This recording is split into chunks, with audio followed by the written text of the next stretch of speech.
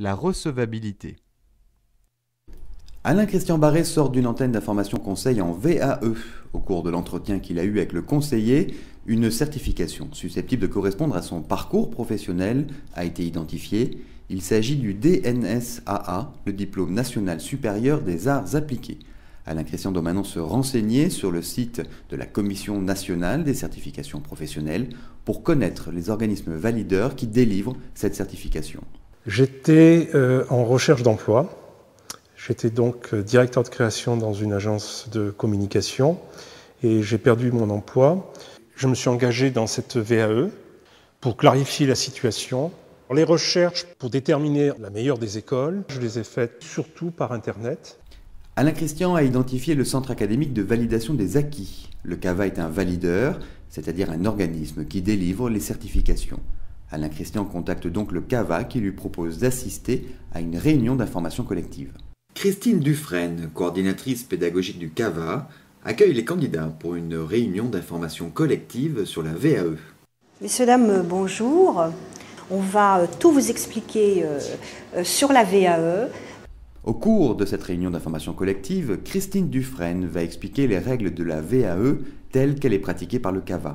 On peut discuter un petit peu de différents métiers qui sont là, parce que ça peut soulever des questions pour certains détails, comment remplir telle ou telle partie. Au cours de cette réunion collective, les candidats vont remettre aux valideurs une fiche descriptive. Cette fiche permettra au CAVA de vérifier que la certification envisagée correspond bien au parcours professionnel. Christine Dufresne étudie la fiche descriptive du candidat avant de se prononcer sur le choix de la certification. Donc, Monsieur Barrett a complété son descriptif de parcours et nous allons lui ciblons le diplôme qu'il espérait, le diplôme supérieur des arts appliqués qu'il espérait, et nous allons lui envoyer à cet effet un courrier de confirmation. Donc là, je suis à mon bureau en train de compléter un petit peu le livret de recevabilité. Il s'agit tout simplement de remplir les différents parcours qu'on a pu faire sur le plan professionnel.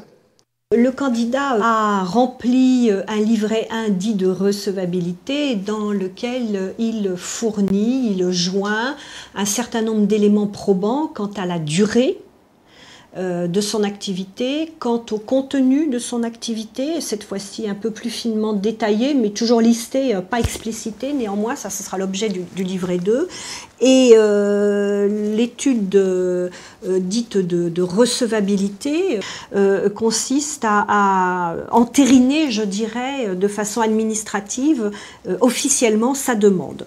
Une fois que cette étude est réalisée, nous lui envoyons un courrier qui est une notification de recevabilité. Elle est obligatoire au sens de la loi. Dès lors que le candidat a eu sa recevabilité d'accepter, il peut très bien remplir son livret de tout seul dans son coin et le présenter au jury. Nous lui conseillons d'essayer d'avoir une aide financière pour pouvoir bénéficier d'un accompagnement. En l'occurrence, un demandeur d'emploi peut bénéficier, grâce au Conseil régional de l'Île-de-France, de ce qu'on appelle un chéquier VAE.